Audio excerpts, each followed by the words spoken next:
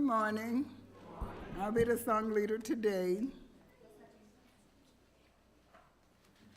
And I'm going to start. The first song we're singing is Yield Not to Temptation.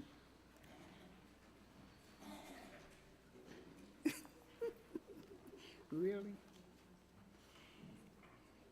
Yield not to temptation, for healing is strength. Each victim will help you some other to win.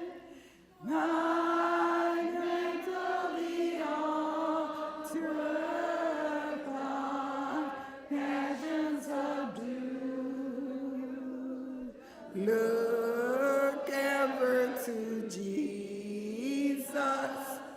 He will carry you through. Ask the Savior to help you. Offer strength and He'll heed you. He is willing to aid you. He will carry you through. None of your passion back, make this and day.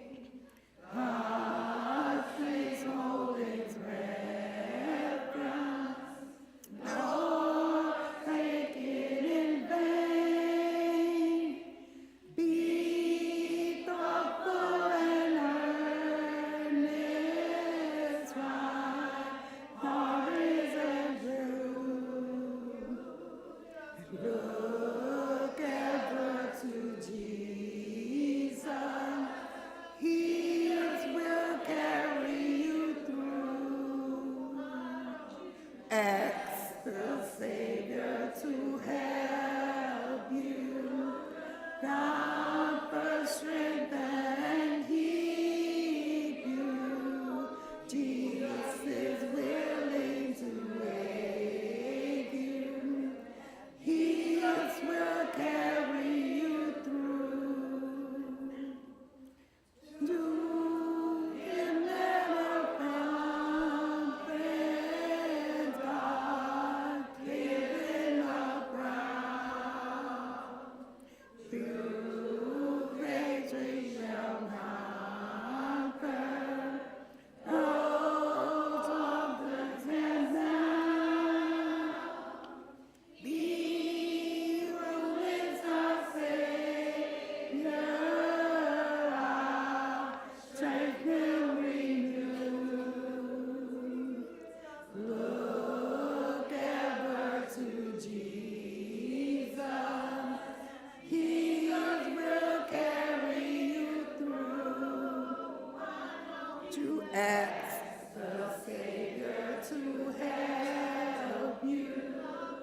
Not the strength and keep you. Jesus is willing to aid you.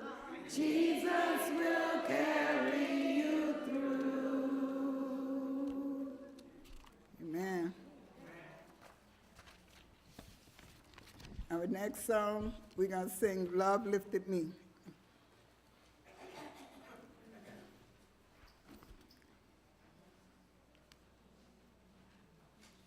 I was sinking deep in sin, far from the peaceful shore, very deeply sank within, sinking to rise no more. But the master of the sea heard my despairing cry. From the waters lifted me, now saved am I. Love lifted me, love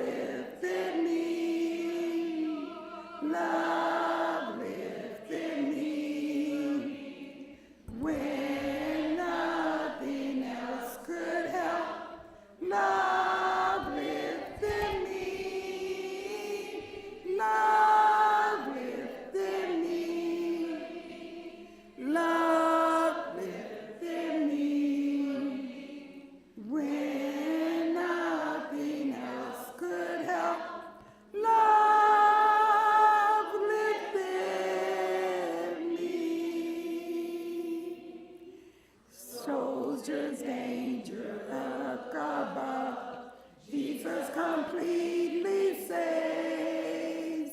He's gonna lift you by his love out of the angry waves. He's the master of the sea, billows and they'll obey. He's your Savior, want to be saved today.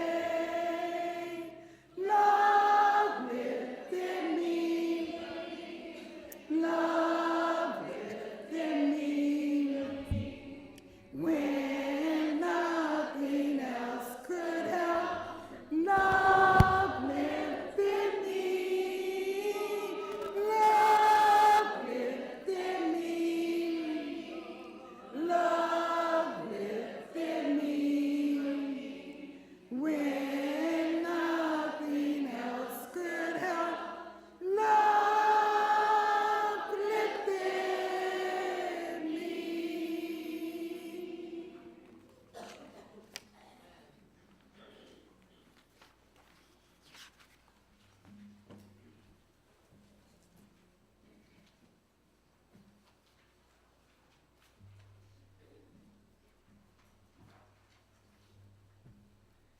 Well, I made it up the stairs.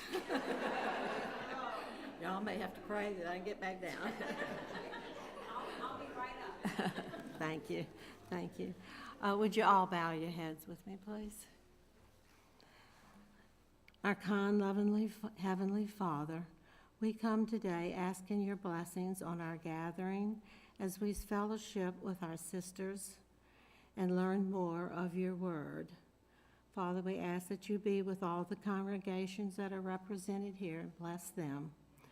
Father, we ask that you be with Christy as she delivers the lesson to us, that we may become more kind to each other and courageous in our Christian life. Father, some of our families are dealing with a lot of illnesses and problems in their families. We ask your blessings on those that are suffering. We ask that you grant us the peace that passes all understanding as we deal with these problems. In your Son's name we pray, amen.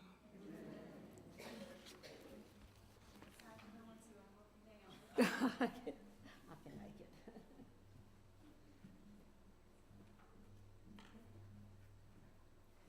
Good morning, welcome. Thank you all for coming. I know everyone may have had other things they needed to do today, but they chose to come and be with us, and for that we are eternally thankful. I have the privilege and honor to be able to introduce our speaker, who is, I don't want to cry, has grown to be a very dear family friend. She has helped my daughter-in-law and my son, who live in Tennessee, as they welcomed our new granddaughter, which, by the way, she is in attendance. I will gladly be showing her off in just a little bit, okay, Miss Genevieve? But Christy Cook is the wife of Josh Cook. He's one of our congregational ministers at the North Jackson Church of Christ in Jackson, Tennessee. They've been married for 15 years and have 5 beautiful children, 3 of which are in the audience with us today. She left the boys at home. Canaan 10, Kaya 9, Carmody 7, Jude 5, and Jago 2. She's a graduate from Freed-Hardeman University in 2001 with a Bachelor's of Social Work. She went on to train in the U.S. Army, where she became an X-ray tech. She has worked in healthcare for over 15 years, 2 years as she began teaching health science at Gibson County High School in Dyer, Tennessee. She has been a Christian for over 20 years. She has participated in foreign missions to Fiji and France. She teaches regular Bible classes and has spoken at Ladies' Days and retreats as well. I'm tired just reading her bio. My goodness, I don't know, plus 5 children. Christy is one of the 4 ladies who creates and writes for the Ruffled Mango blog and shop, which strives and teaches and practices the fruits of the Spirit. Well, please help me in welcoming our speaker for the hour, Miss Christy Cook.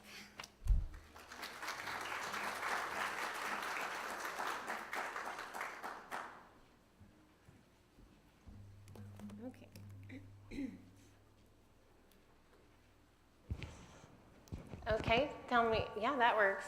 I can hear myself very well. So, there is a reason why women do not do this on a regular basis, why the Lord wants men up here on a regular basis, is because we cry all the time.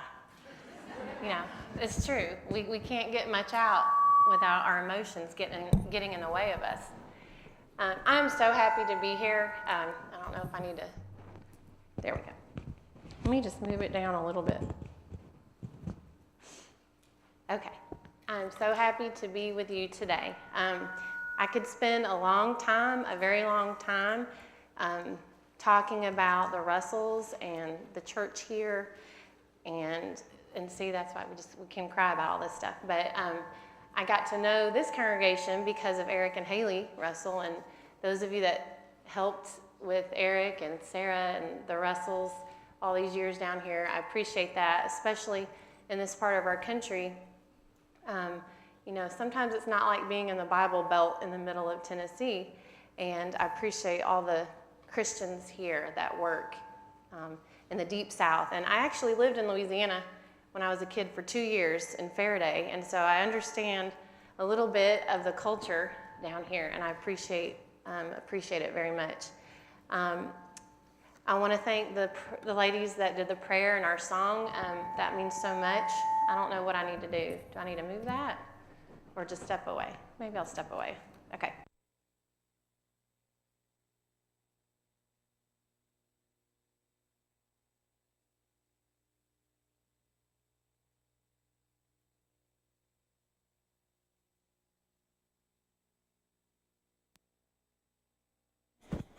It's not working now. Let me turn it off and turn it back on. All right, okay. Okay, let's start over. Okay, all right. So anyway, thank you again for being here, and everything is so beautiful. I had given Crystal some ideas for topics, and one of them was have courage and be kind. And maybe you saw a few years ago the movie, the live action movie of Cinderella, and the phrase is from the real life movie Cinderella, not from the cartoon. But Cinderella's mother, who you don't see in the cartoons, she talks to her daughter, and this is some advice that Cinderella's mom gives her. And after I had seen that, I had been working with the girls in the youth group at our church, and we thought, oh, we're going to have a girls' retreat, and it's going to be all about Cinderella, and this was the theme we chose. And then later, I translated it into a ladies' Bible class and divided it into the two topics. And it's something that can apply. It's not just for little girls. It's not just for teenage girls. It's for all ages of women. So hopefully today, the truths that we can find in this good piece of advice, we can find in the Bible. So I want to start with maybe some familiar, at least one familiar face. I know especially some of our older ladies are very familiar with John Wayne, but he was known to have said, courage is being scared to death and saddling up anyway, right? And being brave does not mean you're necessarily fearless. Being brave does not mean you're not afraid. Being brave is doing it even when you're scared to death, right? And then, of course, Merida over there, that is another Disney movie. And I had to throw that on there because one of my daughters looks just like her, and she is quite brave. And I love that movie as well because she's such a strong character, especially for girls to watch. Something else, I just wanted to share a couple of things that I think about when I think of bravery before we start working out the details of the lesson. And I always think of the military, and I did join the Army, but I'm telling you, I am not like the veterans of old, okay? I will be the first to admit that. When you think about the World War II veterans, when you think about the men that came back from that, and the courage that they the courage that they showed, I get teary-eyed thinking about that. And I'm fascinated with history, military history, and I love documentaries about real-life heroes because they do exist. But one of the Army values is personal courage, and that is something they instill in you right at the beginning. And also in the military, you're considered a warrior, and they have what they call warrior ethos, and you can't read it very well maybe, but it's, I will never accept defeat, I will never quit, and I will never leave a fallen comrade. So those are items of bravery. So every soldier you see has had this indoctrinated into them, that they are not going to accept defeat, and they're going to save as many as they can and go right into the battle. Like I said, I'm fascinated with military history. This man, Louis Zamperini, they made a movie about him based on a biography called Unbroken. This is a few years ago. True story, based on a true story. And I have a little crush on this man. He actually died a few years ago. He lived a very long life. He passed away in his 90s. But he was a troublemaker as a kid, but then his brother encouraged him to be a runner, and then he ran in the Olympics, and then he was drafted. And then he survived in the ocean for 40 days. Then he survived being a POW in Japan. And while he was, I don't know if any of you knew this, but during the war, during World War II, many soldiers that were POWs, they were taken to like the main cities in Japan, and they were used as propaganda. And they would say, well, you need to get on the news, on the radio, and you're going to get on there and you're going to talk bad about the country, and you're going to speak about America in a bad way. And if you do this, we'll give you food, we'll give you clean clothes, you can stay in our nicest hotel instead of being in a POW camp. And Louis Zamperini gets there, and he won't do it. He won't talk bad about his country. He won't do what they want him to do. And he is sent back to being abused, beaten, and starved at a POW camp. And he could have had all these luxuries, but he didn't do it. And that, to me, is one of the greatest signs of bravery, what he did. He gave up the pleasures of the world like Moses did. And so thinking along those lines, I want us to talk about these things today. The parts of life that I want to see you be brave in. There are many ways to exhibit bravery. You do not have to put on a military uniform and go to the front lines in battle to be considered brave. There are many ways that we can be brave. And so we're going to go through this first part of today. So our first one is going to be marriage. You want me to turn this one on? Okay. So just use this one? Yes. Okay. How is that? Do you hear that, or is it on? I need to probably get way down here to talk. Is that going to be okay? Is that what I need to do? Can you hear me right here? You can hear me right here? Okay, sorry, thank you. Okay, so first of all, we're going to talk about bravery in marriage.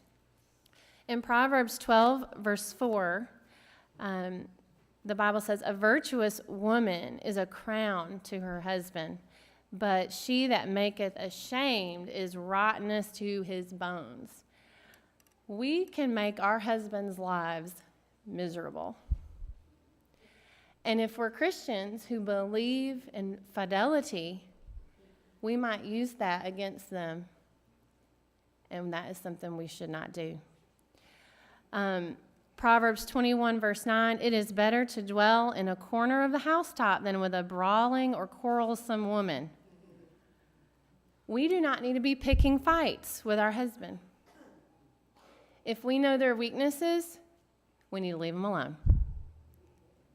We don't need to put them in precarious situations to make them look wrong or bad and make us look right.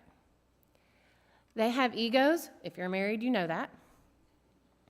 And God gave them that for a reason. And if we damage that ego, they will not be the Christian man they need to be. So we need to be careful about how we communicate with them, how we treat them, and how we allow others to see them. Proverbs 21:19, it's better to dwell in the wilderness than with a contentious and angry woman. It's better just to be somewhere else, right?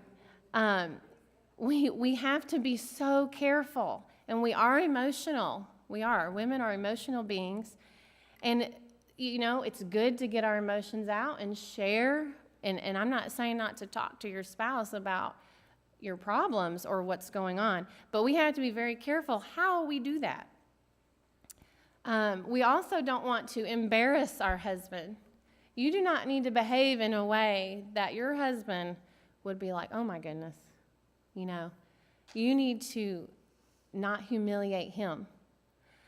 So we need to be careful, whether in his presence or in his absence, right? In Ephesians 5:22-24, we've heard this before at marriage seminars. Wives, submit. And usually we just stop right there because we don't like that. We don't like that word. Submit yourselves to your own husband as to the Lord. For the husband's the head of the wife, even as Christ is the head of the church, and he is the Savior of the body. Therefore, the church is subject to Christ. Let the wives be to their own husbands in everything. Okay, so I need to submit and be subject to him in everything. That's a tall order. I don't think that's very reasonable, Lord. You mean everything? Everything? So if I want to go to Target and spend all my money and not tell him, I need to talk to him. It's my money. I made it. I work. I do make my own money. But when I decided to marry my husband, it became our money. And he's responsible for me just as I'm responsible for him, together, right? Submission is not degradation by any means. So we need to do this in the right way. We need to be respectful of them. And I say this is a part of being brave because a lot of women today don't do this. They're in charge. No man's going to tell me what to do. That's not what the Lord had in mind. And this is hard for me. I have a very strong personality, and I like my way. I really do. I like things done my way. I like to be in control. And I think the Lord did this for a reason. I think I needed to be humbled. I think this is why his plan is this way, to keep women in check. So we need to be so careful, and we need to be brave. And don't be afraid to say, well, let me ask my husband about that. You mean you have to ask your husband? Yes. Yes. Don't be afraid to say, yes, I would like to get his viewpoint on the matter before I move forward with this. Right? Okay. The next area that we want, and I try to just stick in little quotes and sayings along the way, but I want to make sure we have time to talk. So next is being brave with your children. Now, I will say the first two, maybe you're saying, well, I'm not married. Okay, well, there's still something to be learned because maybe one day you will be. Or maybe you have friends or family that you need to support or counsel. Maybe you don't have children yet. Well, I don't have children, or I raised my children. Well, guess what? You have children around you, right? And you want to set a good example for them. Maybe you're a Bible class teacher. So we need to take all of these points and see how we can apply it to our lives. So children, are you brave enough to discipline them? We live in a world today where I just don't see it happening. I'm afraid I'm going to get arrested one day. If my child is misbehaving, we're going to take care of that problem right there. And you know what I mean by take care of it. I'm not going to argue with my child. They're going to do what I say. They don't have to explain, We don't want to hurt their feelings. Yes, I do. I do want to hurt my child's feelings. I want them to understand guilt. Because as a child of God, I better understand it. Right? It is the exact same. And I'll flip back here to that. I'm going to go on to Hebrews for a second. Hebrews chapter 12, 5. I typed this one here. Hebrews 12, 5 through 11.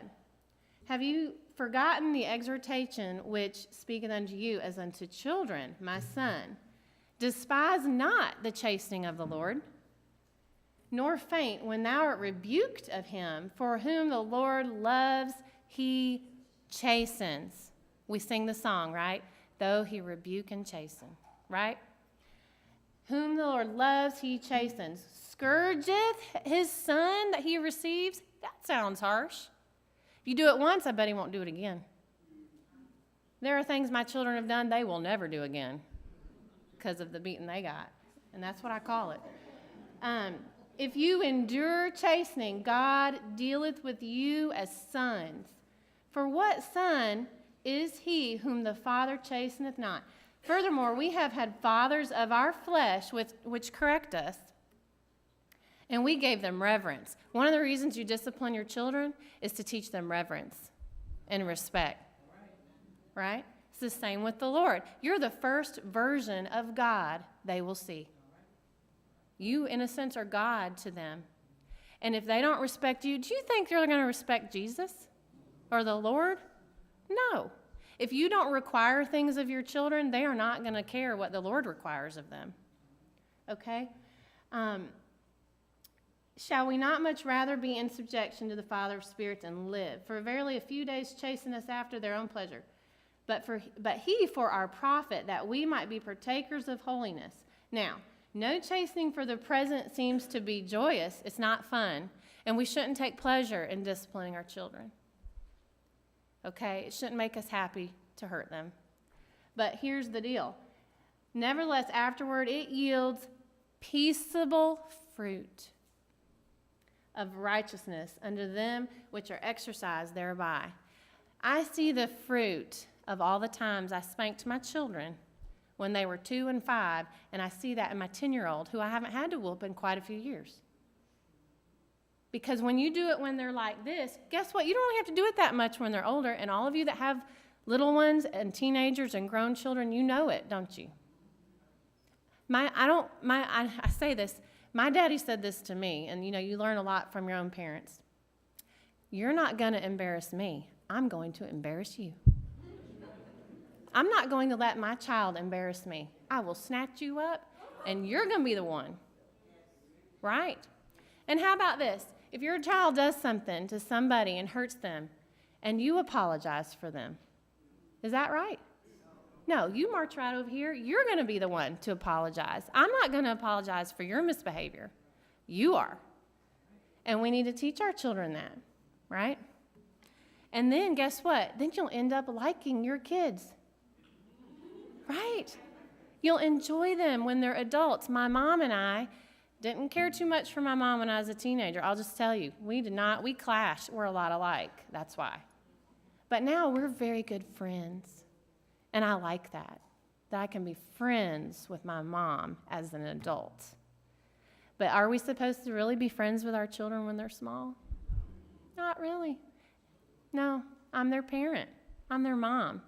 I'm not. Too many women today want to, and then in fact, they want to look like their kids, right? And that's part of the problem. If you're 40, you don't need to look 20. And then we make our 10-year-olds look 20. Everybody's trying to look 20. Or 25, whatever. So it's wrong on both ends, right? So anyway, I can go on all day. Let me come back and let's look at a couple other things. We need to be brave enough to tell them no. It's okay to tell your kids no. It's okay. It's okay. You don't have to ask your children permission. Did you know that? There are a lot of Facebook posts today and blogs about, oh, you shouldn't make your kids do this, and oh, you should ask them if they feel. No, I'm the one who knows. They don't know. God put me in charge of them, not them in charge. We also need to be brave enough to tell them yes. Sometimes we got to let them go, right? Look, you think my parents were happy when I said I'm going to join the U.S. Army? No. But they let me go.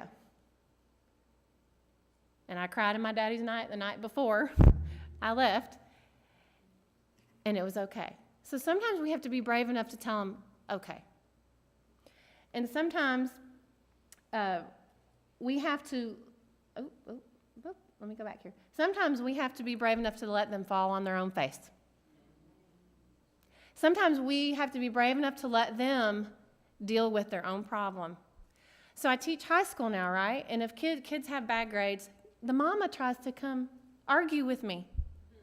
I'm like, no, your child didn't do the work. When you get a job, and one day when I tell them, when you go to get a job one day, you think your mama is going to walk up to the hospital and help you out in your interview. And if you don't get the job, or in college, you think the professor is going to sit there and argue with your mom over your grade? No. Your mama cannot fight all your battles. So we have to train our children to fight them when they're little. So when they're grown, they can do it, and they don't. Oh, okay. The universities that have these little safe places, right? When President Trump was elected, and all these, and I don't, whatever your political agenda, I don't care, I do care, but I don't care who you voted for in the sense that it's, they had to have a place on some of the college campuses for kids to go, oh, I just can't handle it. Oh, you don't have to go to school today because of the president who was elected. You know what I did the next day? I went to work. Most of you all probably went to work, right? You couldn't take a sick day because you were upset about an election. I couldn't. But then we're going to let these kids, oh, poor thing, go over here and just, no.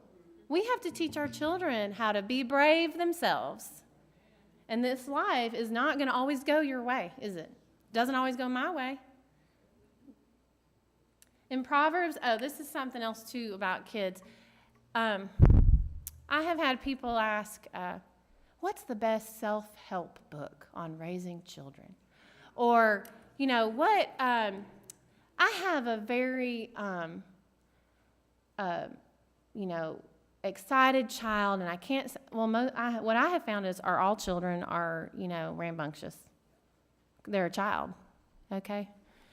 My child's just really, okay, and they want me to give them an anecdote, or they want to send me to send them the name of some doctor, or the name of some whatever. You want to know the best place to go to learn how to raise your child? The book of Proverbs. And I usually say that to them. I try not to be facetious when I say it. But I'm usually like, why don't you start with the Bible? Are you a Christian? Why don't you start with the Bible? Because most non-Christians are going to tell you don't have to spank your child. Yeah, I'm here to tell you. I have a degree in social work. There's a reason I don't do social work right now. But most people are going to tell you don't have to discipline your child. Now, I do agree there are many ways to discipline. It is not just a whooping. Discipline is, no, you can't have this, or no, you can't go to that, or hey, you're going to go do this work to make up for your whatever behavior. But here's what I'm going to tell you that I know to be true. Eventually, you're going to have to spank your child. It will have to happen one day. It may only happen once, but eventually something's going to happen where nothing else will work. And I know this by experience and by observation. I walk in the store sometime and I'll say, well, I could help them out real quick. Some child's doing whatever. If they just let me have that kid for 5 minutes, we'll work this out. Then I would definitely be arrested. Okay. All right, so Proverbs, okay? A child is known by his doings. I'm not going to let my child embarrass me. Whether his work is pure, whether it is right. Train up a child in the way he shall go, and he will not depart. Does that mean that they will never fall away? No. But do they know where to go if they do fall away? If you train your child right, they know how to come home. They know the path home, right? That's the point. That's the point, is you have trained them in such a way that when they're ready to come home, they know exactly what to do, okay? Foolishness is bound in the heart of a child. Children do not make good decisions. They don't know. That's why we are there to teach them, okay? But the rod of correction drives it out. And most of the world today want to take that right out of the Bible. I mean, even Christians don't believe this. And that really bothers me. Withhold not correction from the child. If you beat him with the rod, he shall not die. Some of you, I am sure, have suffered a lot. I got whooped a lot as a child. My husband is like almost perfect. I think he was whooped twice in his life. I was whooped almost daily. Thank God, child. You know? But, and now I will say, I'm not talking about abuse. Okay, I get that. I have family members that have suffered abuse. So there is a difference. And I know that. I know that. And children know it too. Children know the difference. The father of the righteous shall greatly rejoice, and he that begetteth a wise child shall have joy. I want to rejoice in my children, right? The rod and reproof give wisdom. A child left to himself brings his mother to shame. Shame on you for misbehaving. Your poor mama, right? How many times I've seen my parents cry and weep with mothers who have lost their children spiritually. Shame. And by the way, the Lord will look at us on Judgment Day. He'll look to the father first. He's going to look to dad first about this wayward child. Did the dad do everything he could? The prophet Eli had grown children. He couldn't manage his own children, right? After he looks to the dad, he's going to look to mama. And we're going to have to give account. Does that mean they're going to be saved? No, some children aren't going to, because they're going to make their own choices. But you better believe I'm going to do everything in my power to save my child. And the Lord is going to require that of me and my husband. I want to see you be brave in the church. Okay, Galatians 5. Brethren, you've been called to liberty. Do not use that liberty for an occasion of the flesh, but by love, serve one another. That takes time to do that for each other. For all of the law is fulfilled in one word, thou shalt love thy neighbor as thyself. If you bite and devour one another, take heed that you not be consumed. That is a very vivid picture. A lot of times churches cannot do their number one goal to teach and save the lost because they are so bent on hurting each other and whining and complaining about each other and gossiping about each other. They don't even have time to do what the Great Commission says to do. Churches split over it, right? Now, churches can split, and it can be for the right reason. We have to keep the body pure. But sometimes churches split, and I have heard, I don't really know why. It's just people couldn't get along. You mean it wasn't scriptural? It wasn't over doctrine? No. What is the problem?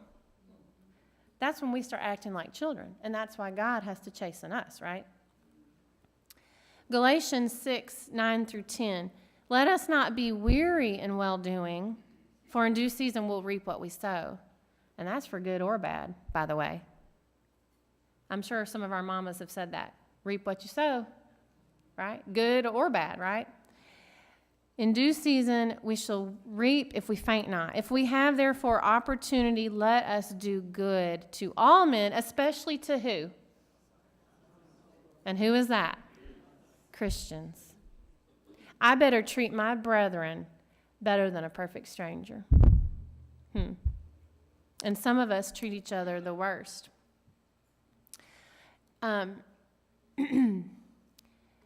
The church, so I teach health sciences, and I've worked in healthcare a long time. And one of the things that is a great faith builder is to study the human body, to study anatomy, okay, and physiology.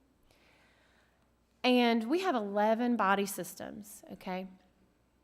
And all of them work together. And if one body system is compromised, it is not long that the other ones are compromised too. If you have problem with circulation, eventually it's going to affect your kidneys and your liver, not just your heart. It'll affect your lungs and your brain. Blood clots, narrowed veins and arteries, right? So one body system can affect everything else. I teach a section on smoking. Smoking doesn't just affect your lungs. It actually affects every body system. So think about this in light of the church. If one part is affected, guess what? We're all affected, or we should be.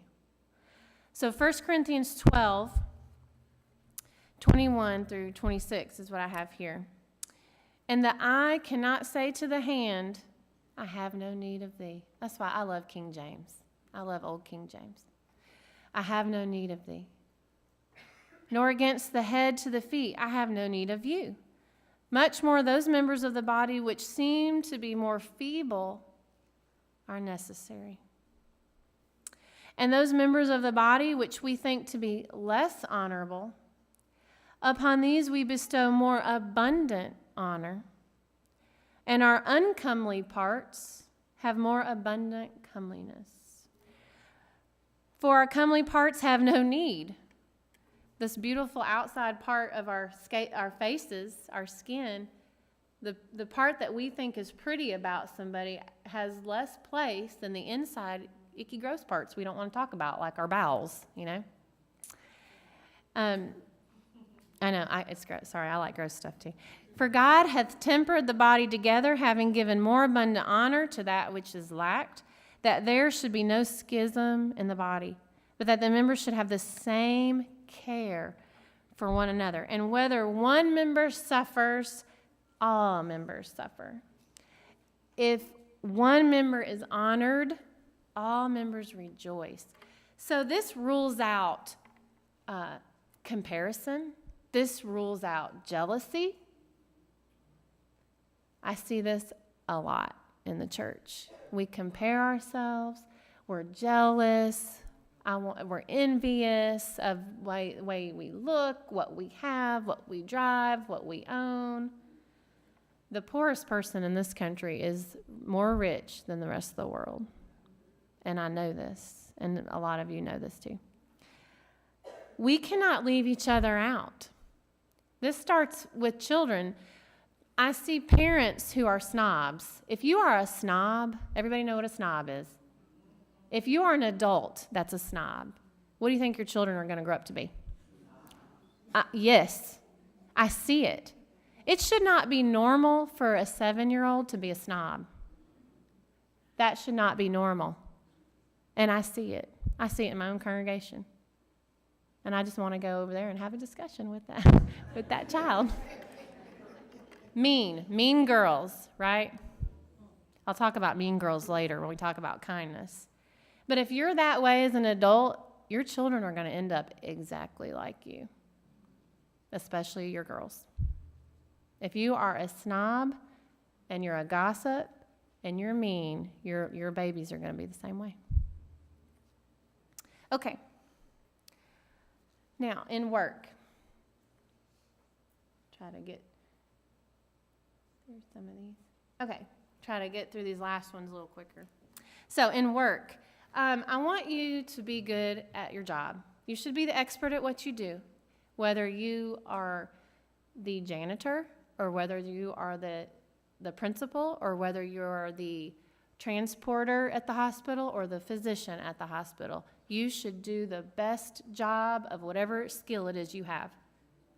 And do it and not be ashamed of your work. And while you're at work, you should have integrity. While you're at work, you should not be a gossip. And you know, a lot of Christian colleges, when they do their education classes for people that want to be teachers, they'll say, you may not want to hang out in the teacher's lounge. A lot of gossip goes on there, right? Lunch breaks. Those of you, no matter where you work, right? It's a good place for gossip, right? So we need to be careful. Also, we need to be ready to defend our faith at work.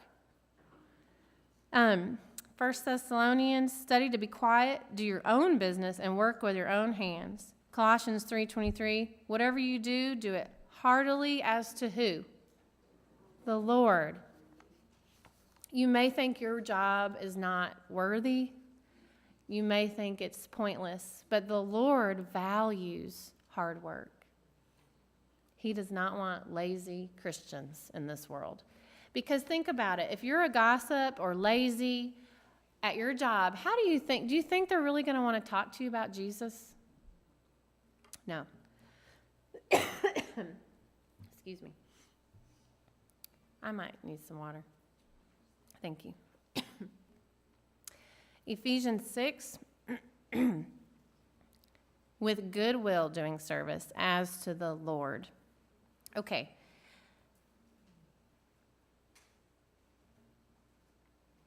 I throw in little phrases I find. I like this one. Be a voice, not an echo. Right? Okay. Okay, next with our friends. A lot of young people today, they want to be like their friends. Okay? They don't want to be original or authentic or different. Well, if we're raising our children to be Christians, guess what? They're going to be different. And our children need to be okay with that and even proud of that. Okay? We ourselves and then our children need to learn how not to hang out with the wrong people. This is not just for young people. Adults do this too. Thank you so much. If we associate and spend too much time with the world, and I'm saying you're not spending time with them to teach them about Jesus, but you're just spending time with them. They are going to rub off on you more than you rub off on them. So we need to be careful about the influences in our lives. We don't need to compare ourselves with our friends. We also don't need to be fair weather friends. Do you know what I mean by that? Like, I'm your friend because of what you can do for me. You know? And then when you're not doing this for me anymore, we're not really friends. Children do it. Teenagers do it. Adults do it too. Absolutely. Fair weather friend. That's what we call it. They're only your friend because it benefits them, makes them look good, or they get something out of it. So we need to be brave. We need to be brave let's read a couple of verses about it. Where are we at? Okay. Proverbs 17:9. He that covers a transgression seeks love, but he that repeats a matter separates friends. We don't need to be gossips, first of all. This does not mean that we're telling our friends sin is okay. It doesn't mean that we're condoning what they do. What this means is, I'm going to be here for you to help you crawl out of the hole that you're in. I'm going to be here for you. I may even be the one to point it out and tell you what you're doing wrong, so you'll repent and make it right. That's a good friend. That means we're going to support them in their good decisions, right? Proverbs 27:17. Iron sharpens iron, so a man sharpens the countenance of his friends.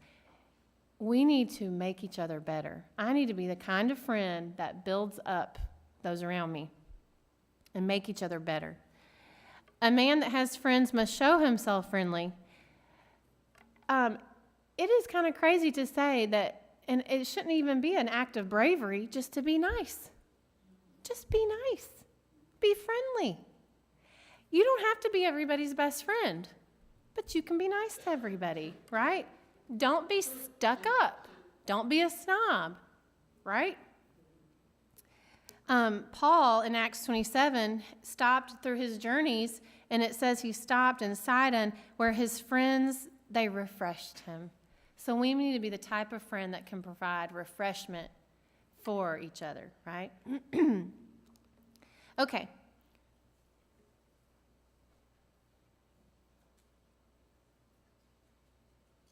Okay, brave with yourself. And that might seem like an odd phrase. But Ephesians 3 talks about the love of Christ, that he will fill us with the fullness of God, and that he is able to do exceedingly, abundantly above all that we ask or think. God is going to support you and lift you up and provide for you in ways that you can't imagine. But do you believe that? Are you brave enough to take risks as a Christian, to do the right thing? Philippians 3:13 and 14. This one thing, so Paul, he says, forgetting those things which are behind, reaching forward to those things that are in front. We need to be brave enough to let go of things. Maybe that is a sin. Maybe it's something you've repented of, but you can't let it go. We need to be brave enough to say that God has taken care of it and put it behind us. And we're human, and this is hard. And we don't need to let others continue to put us down, especially for things we've overcome, right? We need to be brave enough to let go of the past and move forward. If God's forgiven you, then it's done. The matter's over. And this is very hard to do.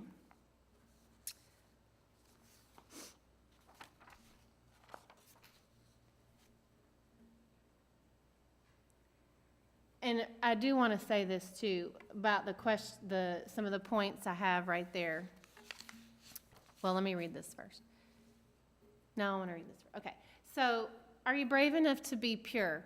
Is purity limited to young people? No.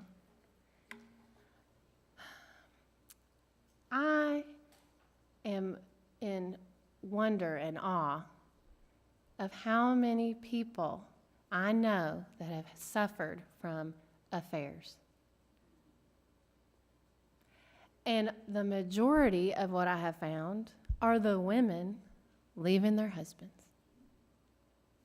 There is a point of which you could track back that behavior and identify where we went wrong. And it's because they are not pure. We cannot. Purity is not just for young people to be taught. Adult women have to guard their hearts and their minds. Satan will attack in all kinds of ways. If you're unhappy in your marriage, you think Satan is going to pay attention to that? Mm-hmm.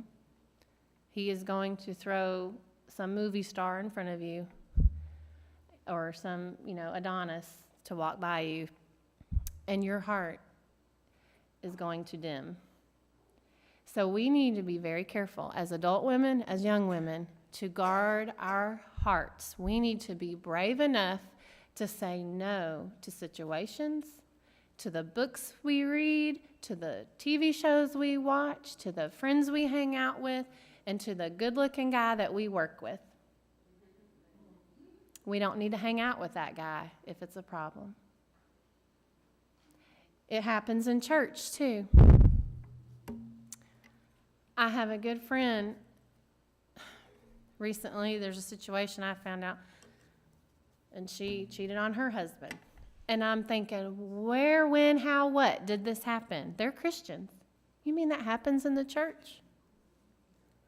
We need to be pure. We need to be brave enough to be faithful to our husband and to the Lord. Right?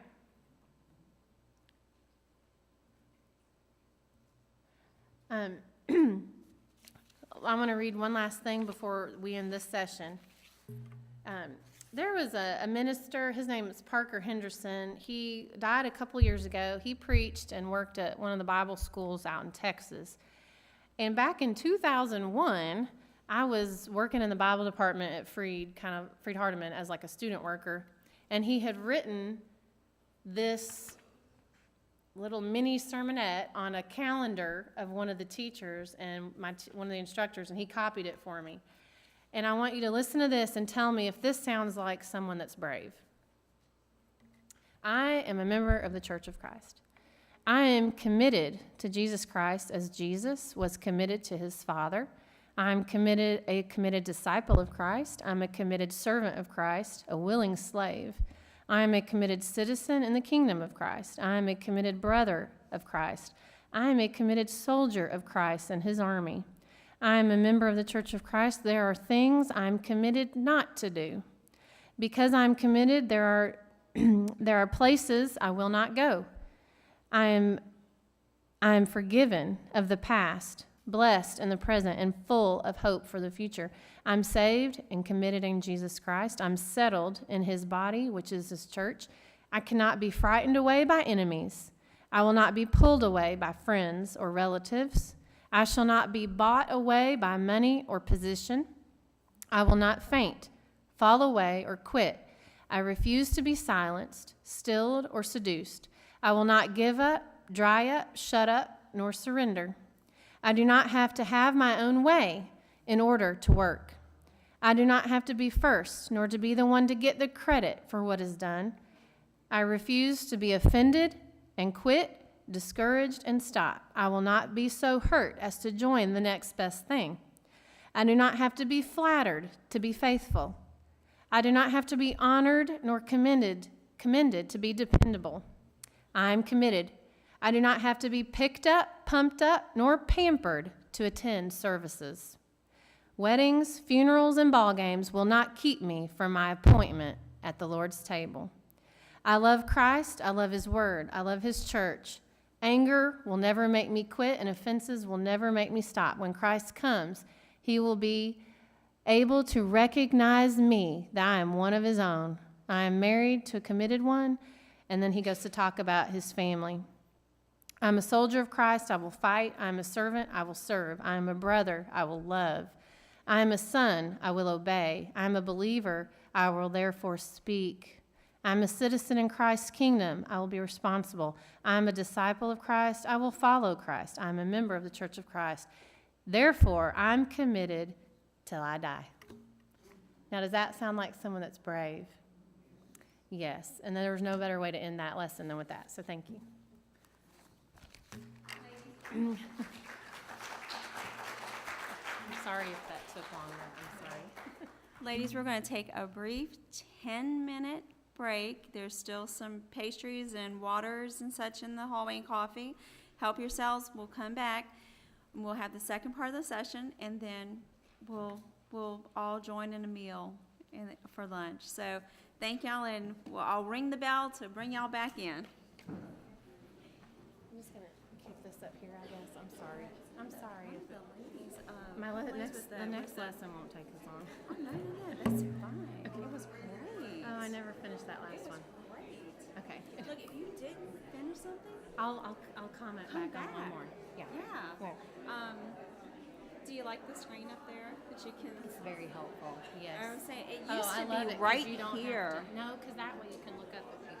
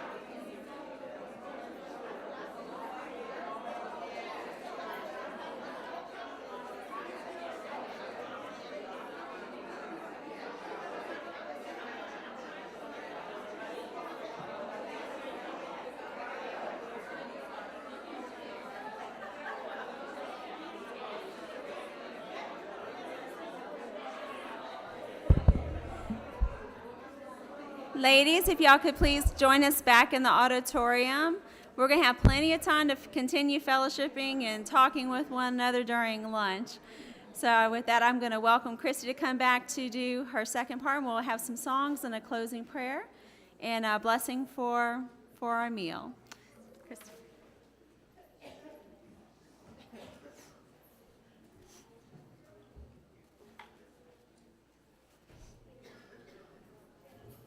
Okay, so round two. I kind of got ahead of myself, and I knew with timing, but I did want to mention one more thing about bravery before we talk about kindness, and that lesson shouldn't be as long. But thank you so much, by the way, of all the kind words in between in our break. I appreciate that. The last thing about bravery I did want to talk about just really briefly is to see you brave in the face of death. And would you be brave enough? You know, our Lord, let me find my notes back out here again.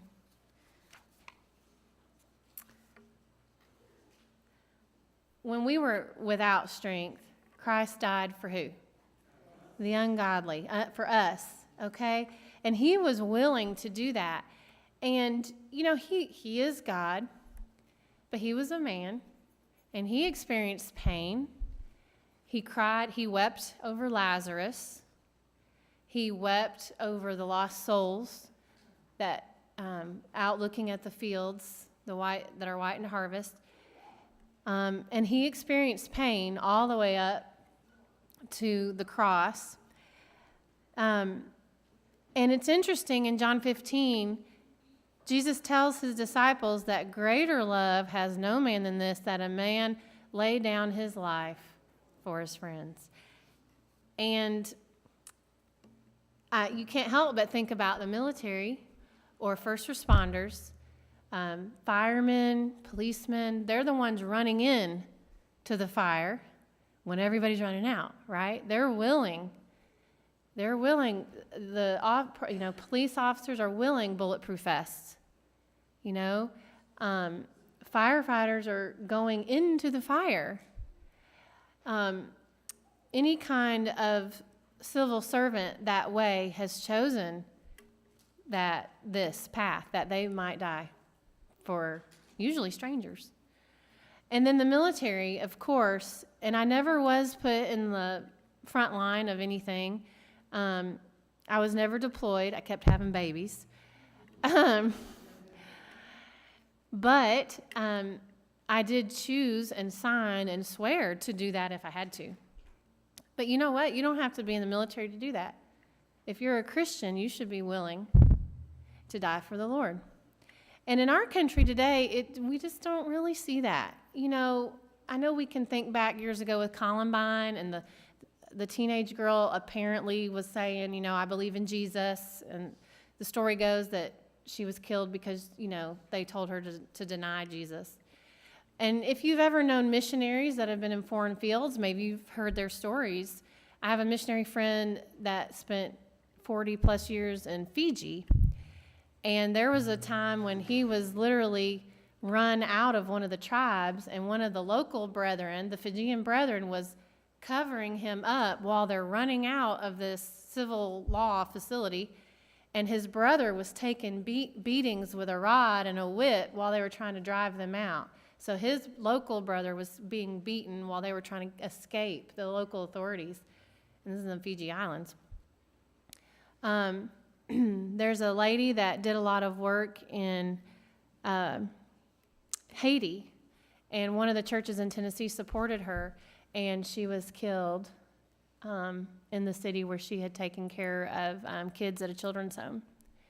We just don't think about it here in the States, but it could happen, couldn't it? Especially with terrorism today, especially with just a culture that believes they don't do anything wrong and I can do whatever I want culture.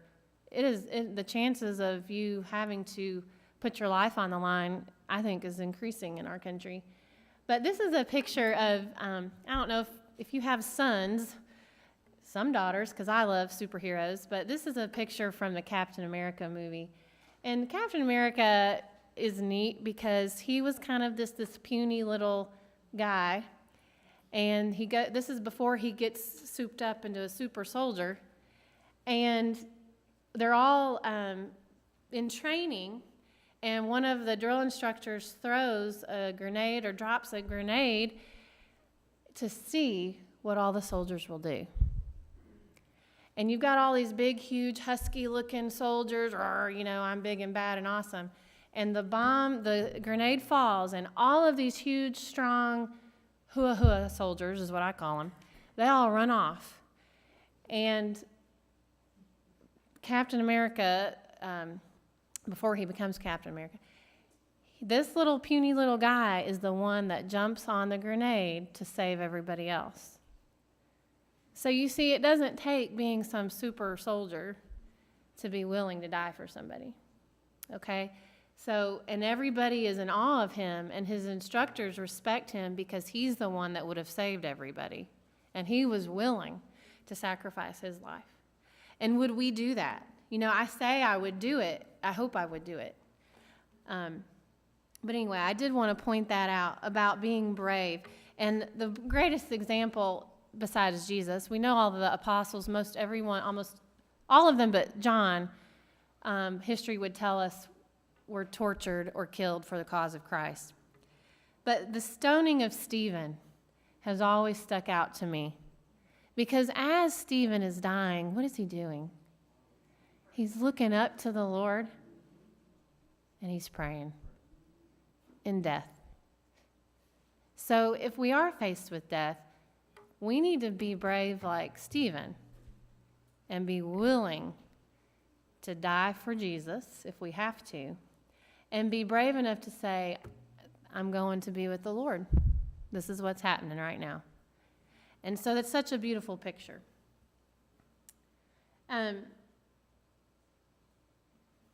Okay, so now let's talk about kindness.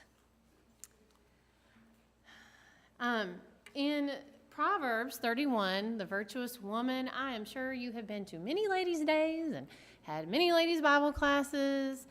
And maybe if you were younger or even older, I guess maybe one time in your life you tried to memorize the virtuous woman passage. And that should not make it any less meaningful because it is very powerful. Okay, so Proverbs 31, verse 26, she opens her mouth with wisdom, and in her tongue is the law of kindness. So the virtuous woman sets the standard of kindness, okay? The virtuous woman sets the standard. In this world of just everyone's out for themselves and mean girls and just gossiping and, social media and the news, everybody's so ugly to each other. And you know what I have found? Even if, and you have to talk about politics when you talk about this, even the side that I would agree with, they're just mean about it. It doesn't matter. They're all mean about it. Does that make it right? You can be right about something and God is still not pleased with what you're doing because of how you present and how you speak to those people. We need to be very careful about that. In this world of social media, what we put out there on our social media, the Lord, every accountable word will be brought out in judgment. Everyone that's accountable, every word is accounted for. So we need to be really careful, and we'll talk more about that as we go. But anyway, kindness. When was the last time someone was kind to you? Now, we are at a ladies' day, so I'm sure this morning we have all been really super nice to each other and have behaved very well. But think about it. When was the last time, somebody really did something nice for no benefit of their own, simply just to be nice? When was the last time the door was open for you? When was the last time somebody said thank you? You know what I mean? We just don't see it. In fact, kindness is so rare, people make Facebook posts like in awe of kind acts. And to me, it shouldn't be that way. Look at how sweet. Take whatever picture. They're feeding the homeless. They're, the people that are the most unlikely friends. And I'm thinking, why should this be something that we're in awe of? It should be like, well, yeah, that's normal. We should be kind, right? Like, why is this so rare? And that's why it's such a big deal on social media when somebody does something nice, because it's so rare. You see what I'm saying? Isn't that crazy? Okay. So I say to you, my second question was, when was the last time you did something nice for somebody else? If you're a child at home, when was the last time you did the laundry for your parents without complaining? If you're a spouse, when was the last time you made your husband his favorite dessert? Or when was the last time you did something that drives him nuts and you didn't do that thing so he wouldn't be driven nuts that day, right? That's an act of kindness, right? Yeah. Every one of us knows what that is. There's all kinds of things. So when was the last time you did something nice for somebody else? We're all quick to think about how others treat us. But how have I treated somebody else? Am I as nice to people as I expect them to be to me, right? Okay, so kindness. What in the world is, looking at that word, what does that mean? So these are some words I think just kind of all sum up kindness. Okay, considerate, tactful, complimentary. You are beautiful. You look so beautiful today. But not just looks. Let's compliment each other on our skill, too. Or, I love how you did this. Or, I love the artwork you made for me, to your child, or whatever. Or, I love the key lime pie you made me, or whatever. Genuine, okay? Kindness is genuine. And here in a little bit, we'll talk about what kindness is not, okay? So, it's genuine, encouraging, thoughtful, and just friendly, right? So those are some descriptions. All right, we have quite a few verses we can talk about with kindness. So it's not something, we all know we're supposed to be nice as a Christian, right? We know it. But man, it can be hard to do. And guess what, though? Here's something. It's not a suggestion. It's not like God saying, this is probably how you should behave. It's a command. And I have a feeling there are going to be some really mean, angry, bitter women that are going to be surprised on the day of judgment. I am serious. There are going to be some women. I was at the church building every time the doors were open, and I never missed a service, and I made meals for so-and-so, and I did this, and I raised my kids. And she complained the whole time she did it. And I'm telling you, Lord she's going to be surprised. Because I don't think there's going to be any bitter souls in heaven. Do you? No. And I am as serious as a heart attack that is the case. So let's see, Matthew 5, I say to you, love your enemies, do good to them that hate you, pray for them that use you. This is something I've been trying to do more. Is if there's we don't like everybody, that's okay. You have to love everybody, but some people are just hard to like, okay? I'm still going to be kind to them. And one of those things is, if this so-and-so person, I just am like, oh my goodness, okay. And it usually takes a lot for me not to like you, because I usually like everybody. But what I have tried to do is say, okay, this person who's just really getting on my nerves, or I'm having a hard time with, I'm going to pray for them. And then I'm going to go out of my way to do something nice for that person. And it kind of hurts my feelings to do it. But hopefully I learn from that experience. And maybe they're not so bad after all. And maybe I can help them with whatever is causing them to be whatever, bitter, mean, whatever. Okay, and then Colossians 3:12, put on as the elect of God, holy beloved, bowels of mercies, kindness, humbleness, meekness, long-suffering. Ephesians 4:32, this is one we know very well. Be kind to one another, tender-hearted. Do you see many people today that have tender hearts? No. People are just pushy and mean and outspoken. Tender-hearted, forgiving. Why? Because God forgave us. Who am I? The Lord died for me. He died for you too. Everyone the same. So we need to be careful. Let's see. Now, why is it hard to be kind? Well, sometimes it's because we are selfish. If I'm always thinking about me, I'm really not thinking about a way to be kind to you. Okay? We're oblivious. Maybe we just don't recognize that somebody might need us. We're just totally walking through life unaware that people around us might need some kindness, you know? We're too busy. Are we busy today? I mean, busier than our world has ever been. We are too busy. Like, we are too busy. I think the Lord is going to hold us accountable for that too. Low self-esteem. If I have low self-esteem, I may not really think about how I can treat others kindly, because I'm really concerned if somebody's going to treat me kindly. And I'm not trying to be mean when I say this.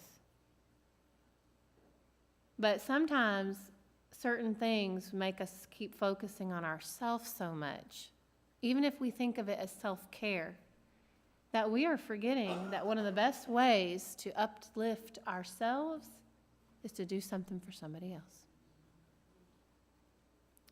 The greatest book about mental health, you know what it is? The Bible. And that is also what I would recommend to somebody who struggles with depression, anxiety, and low self-esteem.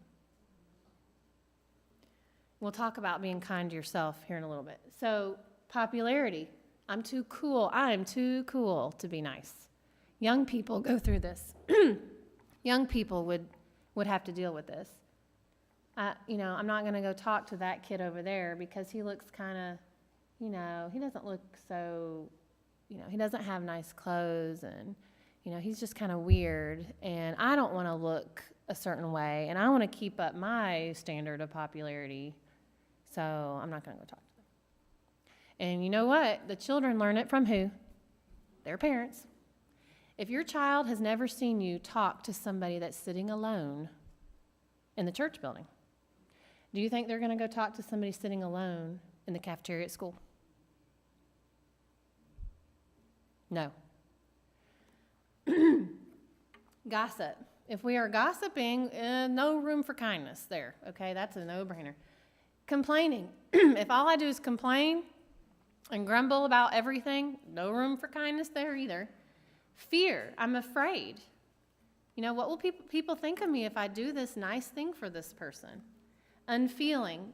We just kind of have a seared conscience about things. We just don't really care. We don't really think about others. Lack of a tender heart and lack of empathy. We don't really try to put ourselves in the shoes of somebody else. Okay? And I'm telling you, the generations coming up, okay, the selfie. Selfie.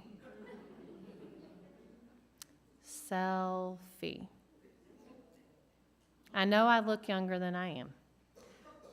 But when I was a kid, there were no selfies. You tried to get with your girlfriends like that with the plastic camera that did not work. And then you'd cut somebody's head off because you didn't have that immediate feedback of your picture, There were no selfies. in the 80s and 90s. That's pretty much all social media is today. Correct me if I'm wrong. So why in the world will we be thinking about it? Can we just have an othersies? I don't know how to say that. A non-selfie, you know? It's all about me, right? It's all about me. I tell my children a lot, it's not all about you. And the interesting thing about that is it is all about us, because Jesus died for even just one soul. He died for one. But when we realize it's not all about us, that's when it is about us. You know what I'm saying? It's a great irony, isn't it? It's a great irony.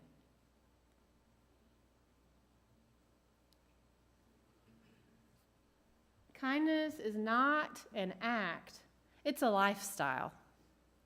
Okay?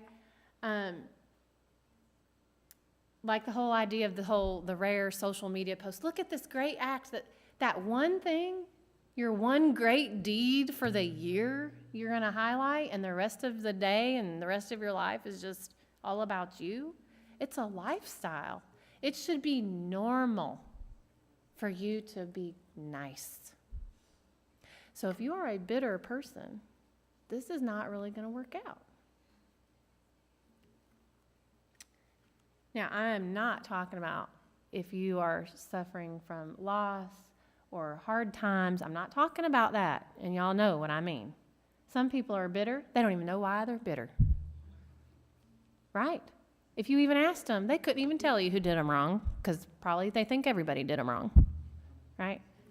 Okay, Galatians 6:2. Bear one another's burden. So we need to help each other. Bear each other's burden. Romans 12. Let love be without dissimulation. Now, what in the world does that mean? Well, basically it means be genuine. Don't be fake. If you're going to be good and do a loving act or deed for somebody, do it with a genuine heart. Don't be fake about it. 1 Peter 4:8-9. Above all things, fervent charity. Fervent. It's a great word.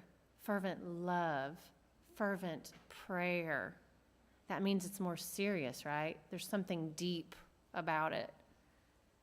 Above all things, have fervent charity among yourselves, for charity covers multitude of sins. Once again, this is not saying let's just hide your sin and put it away so nobody knows. This is when that sin occurs, we are going to do everything we can to pull you out of that pit in a loving way. And we're not going to constantly make you feel guilty about your sin once you've repented of it. Now, until that day, I'm going to annoy you about it. Hey, have you made yourself right with the Lord? Yeah. But once that person has done that, we're not going to bring it up. That's right. We're not going to bring it up. If your spouse does something wrong to you and he's asked for forgiveness, you better leave it alone. Right? You do not bring up the past. That does not help a marriage, does not help the church. Okay. Luke 10. That is our great example of the Good Samaritan, right?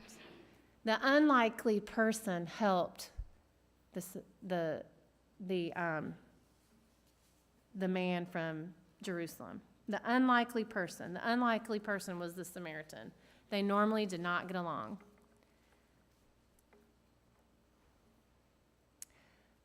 And then Matthew 25. Judgment Day is going to be interesting. We have no way to really pinpoint how it's going to be. We know that we're going to be judged by our words and by our actions. But in Matthew 25, there is a picture of judgment that is based on how we treat each other. And I think once again, people are going to be surprised on Judgment Day. Well, God, what does he say? Lord, did I not do this? Lord, did I not do this? But I did this, Lord. No, you didn't. And he says, when I saw a stranger, took you in naked and clothed you sick and in prison and came to see you. And as much as you've done to the least of these, my brethren, you've done it to me. A lot of these things he's talking about are things, it's basically you're going to have to get dirty. You're going to have to go to places you don't want to go to. Every Tuesday night, my husband teaches the Bible at a halfway house in Jackson. These are criminals that have gotten out, that are trying to rehabilitate.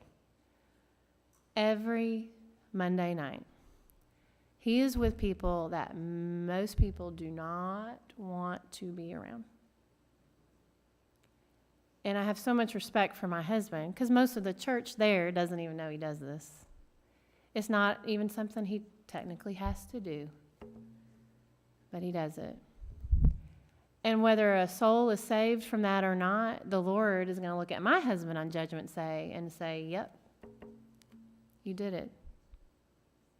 You did what I asked. You got your hands dirty. You were uncomfortable. You were uncomfortable. You went to the halfway house. You went to the prison. You went on the mission trip. You flew on a plane. You sat with somebody at church you normally would not sit with. You noticed the visitors. You know who the visitors are because you know who the brethren are. And you talk to them. You invite people that are perfect strangers to lunch. This used to be common in our culture. My mother and my grandmothers would talk about this kind of thing. It used to be the visiting preacher would stay in the homes of the church members. Now they all stay in hotels. I'm not saying that's right or wrong. I'm just saying. But there used to be that sense of, I don't know who you are. Come on in. We'll feed you. Who cares? We'll feed you. We're so scared. But what if something did happen to us? I know what the Lord would say, right? We love the Lord as much as the person we love the least. Okay, let that sink in. I love the Lord as much as the person I love the least. So your measure, because in this passage he says, as much as you did it to the least of my brethren, you did it to me. So whatever I would do to the person that I thought was so low and not worth it, that's as much as I love the Lord. That's a hard measure, isn't it? And I'm preaching this to myself. Everything I'm telling you today, even raising my children, I have not yet perfected. So I am telling this to myself. Okay, now we're getting near the end, I promise. I know I'm hungry too. I love food, so I'm hungry with y'all. So I promise we'll eat here in a minute. This is something I like. Spread kindness like confetti. Just share it as you go. We have to teach it.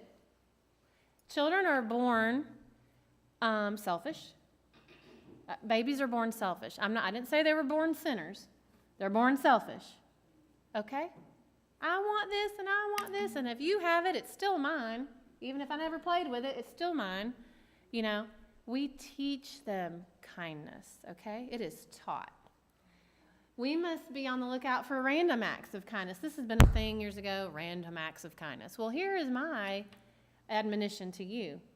Let's be intentional about our kindness. Why does it have to be some production that has to turn into a movie? It should just be something I do.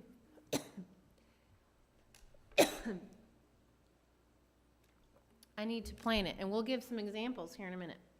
Practice makes perfect, okay? It's like if I want, in the military, you have to do so many push-ups to pass your PT test. Do you know the best way to improve the number of push-ups you do?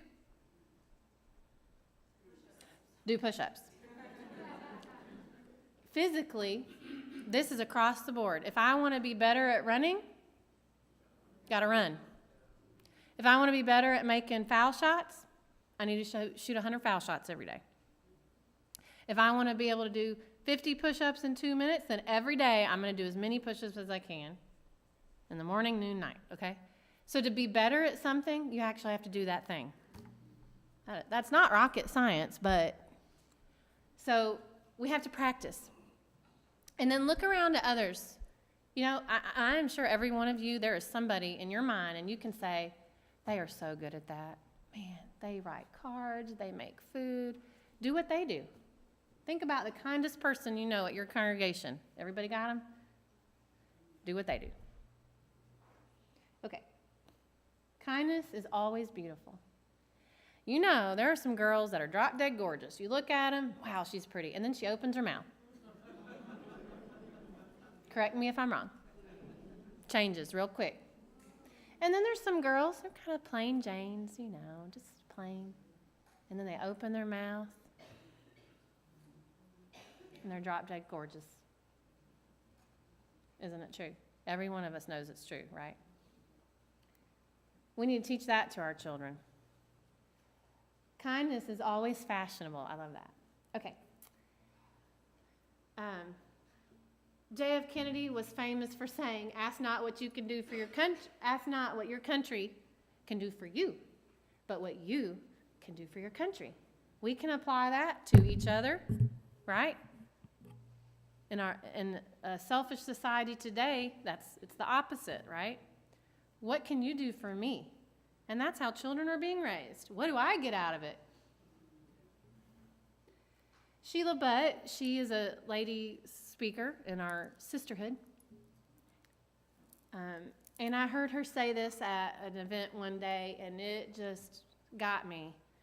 She said, instead of us walking into the room and saying, here I am, you walk into the room and say, there you are, there you are. It's not about me, it's about you. There you are. Right? I love that. Okay. Most of you probably have no idea who those people are, but I'm a product of the 80s. So if you are a product of the 80s, you'll know who they are. Anyway, it's an old movie, and I love Keanu Reeves. But anyway, side note. Okay, so who should we be kind to? Okay, the feeble. Some elderly people that are feeble, that require canes and stuff like that, they are scared to death to get out and go because they are afraid they're going to get run over. Okay? So we need to be kind to them and watch out for them and help them. Okay? The young, let's be kind. Little people learn it. I was talking to my one sister out here about little people learn what, I forget how we say it. They live what they've learned. They learn what they live, whatever. So little people are going to do what you do. Okay? So we need to be kind to them. Those that are scared, brokenhearted, new Christians. We're going to lose a lot of souls that are babes in Christ. Because, oh, got you dunked, you're good to go, and then we just leave them alone. That did nothing for them. In fact, it probably made it worse. We need to be kind. Guess what? They're not going to know everything. And if we stand back and slander and talk bad about our sisters who are new Christians, look at what they're wearing. Do they not know how to dress at church? I can't believe she did that. Do you know she does this? She's a new Christian. She doesn't know everything yet. You better be the one to teach her then. Don't you lose those Christians because of that behavior and that attitude. New moms. God bless new moms, especially with your first baby. It's rough. They need kindness. Healthcare workers. Healthcare workers need kindness. I promise they are not in the back room having a party while you're having to wait. No, they're saving many lives. Be kind. Some of them may have had what should have been a 12-hour shift and have been on shift for 21 hours. Be kind. Ministers, you have no idea what a minister does unless you are a child of one or married to one. My daddy is a preacher, and my husband is, and nobody can ever comprehend fully what they do. Elders, they carry the weight of the church. Good elders do things you you never know that they're doing behind the scenes. Good deacons, be kind. Teachers, be kind. Whew. New people, just new people to our congregations, visitors, loved ones. Sometimes we're the ugliest to our loved ones. We're nice to strangers, but we're mean to our loved ones. There's something wrong with that. Law enforcement. Our culture has made policemen look like the enemy. They are not the enemy. I'm here to tell you that. They put on a vest. They die for you. You be kind. I want my children to not be afraid of a police officer. I want my child to run to a police officer to save them if something's happening. EMS, firemen, our civil servants need kindness. When you see them out at the store, at the restaurant, my daddy has done this my whole life. He always pays for a police officer's lunch when we're out to eat. If he sees one, he takes the bill. If he sees a soldier, he takes the bill. They don't know he did it. You know who knows? Lord knows. Those that are suffering loss, we need to be kind. Everybody grieves differently. So one person is going to behave one way, and one's going to behave another. And they may both have experienced the same loss, but they're going to behave different. We need to be kind, okay? And then once we're often kindest to those we don't know, and so we need to be kind, especially to the household of faith, right? Okay, what are ways? Here is just an exhaustive list, I guess. Maybe you're thinking, I don't know what to do or how. Here you go. Make a meal. Write a letter. Letter writing is outdated. When was the last time you had a handwritten letter? But wouldn't you love it? Don't you love handwritten letters and not bills? Or advertisements in the mail? In college, the biggest thing was to go to the mailbox. And nowadays, they don't even care. I love handwritten letters. Give up something meaningful of yours to give somebody else joy. Go to the hospital. The only way your children are going to know what it's like to visit somebody at the hospital, guess what? Is for you to take them. The nursing home. Take flowers to somebody. Sit and listen. Be the one that builds somebody up. Do the dirty work. Maybe you need to do the yard work for somebody who needs it, or clean somebody's home. Call somebody. Just call them, just to talk to them. I have a good friend who she goes through the list of the shut-ins, and on their birthday, she has her 3 little children sing happy birthday to them. That's Rose Banks, for my friends that know her. I'm like, yeah, you're a better mom than me. That's when I can learn from my sister what she does. She has her children sing happy birthday to the shut-in. Give a special gift. Talk to the person who's being ignored. Speak to visitors. Involve people in your activities. If you're going out to lunch with your friends and you see the new member or the new Christian who's by themselves, have them come with you. Forgive. That's a great act of kindness, isn't it? Just to forgive. And when somebody comes forward or somebody repents, you better hug them and love them and help them and tell them that you are there for them. Because you know what? That could easily be you. And it is all of us, because none of us is perfect, right? Give up your time. Get the facts straight. If you know something, the kind thing to do would be like, not too sure about that information, so I'm not going to repeat that, right?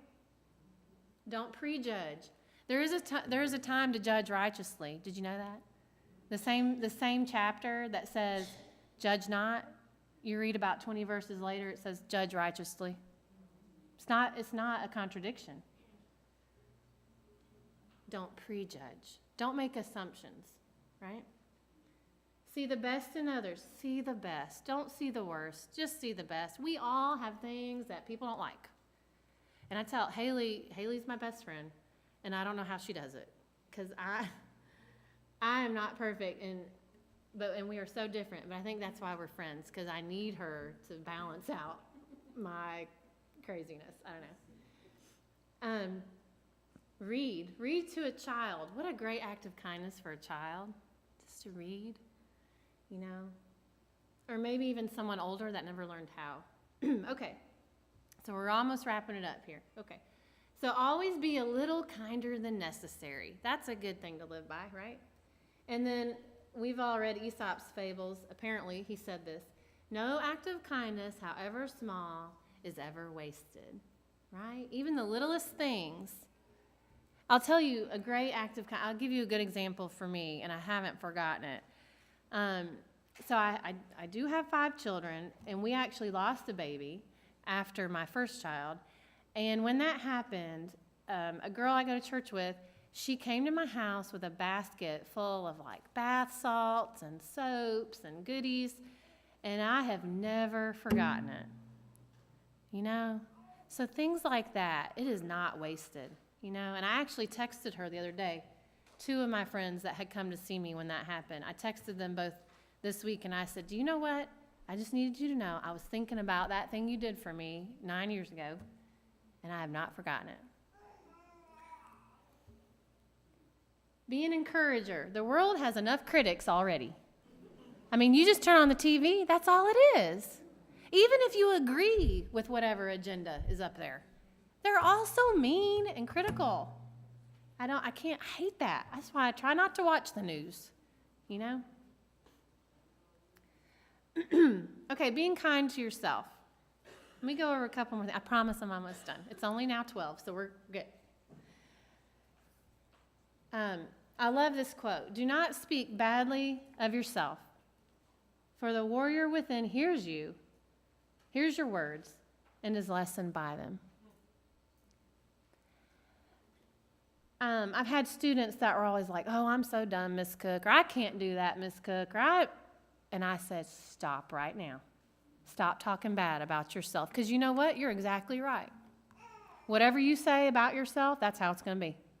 Self-talk is a counseling strategy.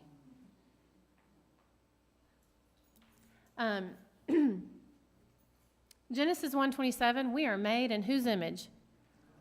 And if I think bad of myself, what does that mean? I think about the Lord. I think bad about him too. That he, in his perfectness, created something imperfect. I am made in his image. We need to teach our daughters that, and our sons. You are made in the image of God. You wonder why people are atheists today, why people are struggling with their faith, because they don't believe this. You're made in the image of God. Do you know your soul is worth more than the world and everything in it? Matthew 16:26, you are worth something. Romans 5, once again, Christ died for who? The ungodly, sinners. We were worth it to him. He saw value in us. We are worth it. What an insult to God, the Maker, for us to think less of ourselves. Our society has 2 bookends that reflect this. We wonder why suicide rates are going up. One end is abortion.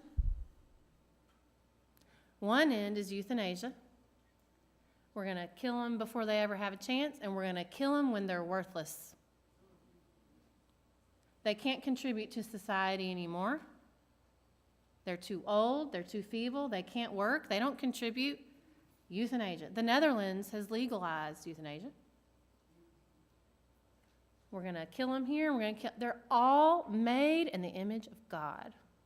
And if there was ever a political issue I would be happy to talk to anybody about, it's abortion.